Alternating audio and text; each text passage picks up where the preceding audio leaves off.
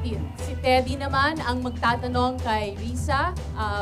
Bibigyan natin ng 2 minuto si Risa upang tumugon at 1 minute kay Teddy upang magtanong. Teddy, your time starts now. Risa, yung isang kasama mo sa Liberal Party, si nakasama mong kandidato na ngayon ay Commissioner na ng Bureau of Customs, si Rufy Biazon, na isang kaibigan ko rin, ay nasa hot water ngayon dahil after 2 years na siya ay chief ng customs, ay hindi napigilan, bagkus mukhang lumala pa yung smuggling sa ating bansa. Kasama na po ako sa mga nananawagan na kailangan siyang palitan na ng Pangulong Aquino o kaya siya ay mag-resign na lang ng kusa para mabigyan ng pagkakataon ng iba naman na matigil na yung smuggling. Ano ang posisyon mo dito sa usaping ito? Ikaw ba ay pabor na si Rufy Biazon ay tanggalin o umalis na sa pwesto dahil hindi niya nagagampanan yung kanyang tungkulin? 2 minutes para kay Risa. Una po isang paglilinaw, hindi po ako Liberal Party, ako po ay Akbayan, pero isang coalition partner kay President Noy at sa Partido Liberal at sa Team Pinoy.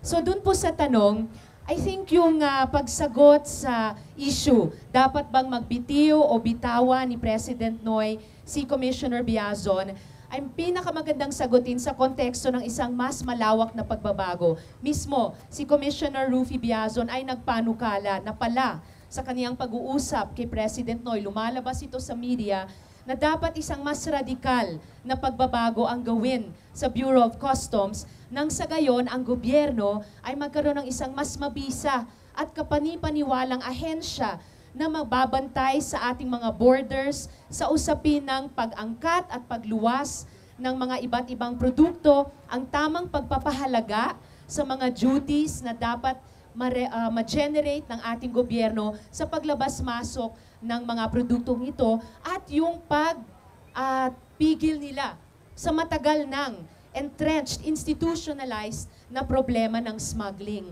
Ngayon, kung umusad yung usapin ng pagbubuwag ng Bureau of Customs, meron din namang daw panukala na ibagong ahensya pero mas privatized. Well, ang pananaw ko naman po dyan ay bagamat kung sasabihin nilang kompetisyon, dapat fair rules of competition, gayunpaman. May mga tungkulin ng gobyerno sa ating publiko na hindi dapat lahat ipasakamay sa pribado o sa market forces. May degree of regulasyon na laging kailangan sa ganyang mga mahahalagang larangan. Yan ay healthcare man o edukasyon, power, at palagay ko dito sa customs din. So, sa konteksto ng pagdesisyon sa magiging kapalaran ng Bureau of Customs at pagbabago ng ahensya, doon din sagutin, si Rufy Biazon pa ba o hindi na? Alright. Isang follow-up